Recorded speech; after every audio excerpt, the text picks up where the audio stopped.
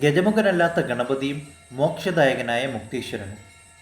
ഗജമുഖനല്ലാത്ത നരമുഖനായ ഗണപതി ക്ഷേത്രം എവിടെയാണെന്നറിയാമോ? മഹാദേവൻ ഗണപതിയുടെ ശിരസ് ഛേദിക്കുന്നതിന് മുൻപുള്ള ഗണേശൻ്റെ രൂപം ഇന്നും ദർശിക്കാനാവുന്ന ഒരു അത്ഭുത ക്ഷേത്രം തമിഴ്നാട്ടിലുണ്ട്. തമിഴ്നാട്ടിൽ തിരുവാരൂർ ജില്ലയിൽ തിലതർപ്പണപുരി എന്ന സ്ഥലത്ത് ശ്രീ മുക്തേശ്വർ ക്ഷേത്രത്തിലാണ് മനുഷ്യമുഖത്തിലുള്ള ഗണപതിയുടെ അപൂർവ ദർശനം ലഭിക്കുന്നത്. ഇവിടെ ഗണപതി ഭഗവാൻ ആദിവിനായകനെന്നും നരമുഖ വിനായകനെന്നും അറിയപ്പെടുന്നു. മഹാദേവൻ ഗണേശൻ്റെ ശിരസ്സു ഛേദിക്കുന്നതിന് മുൻപുള്ള ആദിരൂപം എന്ന സങ്കല്പത്തെയാണ് ഇവിടെ ആരാധിക്കുന്നത്. വിദ്യ, വിവാഹം, സന്താനം, പുതിയ തുടക്കങ്ങൾ വിജയകരമാക്കാൻ എന്നിവയ്ക്കായി വിനായകനെ ഇവിടെ പ്രത്യേകം ആരാധിക്കുന്നു. മുക്തീശ്വർ ക്ഷേത്രത്തിലെ പ്രധാന പ്രതിഷ്ഠ സ്വയംഭൂ ലിംഗരൂപത്തിലുള്ള മഹാദേവനാണ്.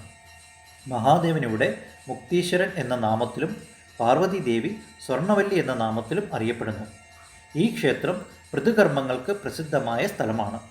വനവാസകാലത്ത് ശ്രീരാമലക്ഷ്മണന്മാർ പിതാവായ ദശരഥനു വേണ്ടി ഇവിടെ പൃഥുതർപ്പണം ചെയ്തുവെന്നാണ് വിശ്വാസം. അതിനാൽ തന്നെ തിലതർപ്പണം എന്ന വൈദിക ക്രിയ ഇവിടെ വളരെ പ്രാധാന്യമുള്ളതാണ്. പിതൃദോഷ പരിഹാരത്തിനും കുടുംബക്ഷേമത്തിനും അനേകം ഭക്തർ ഇവിടെ എത്തുന്നു. മഹാദേവൻ ഇവിടെ മുക്തീശ്വരൻ അഥവാ മോക്ഷദായകനാണ്.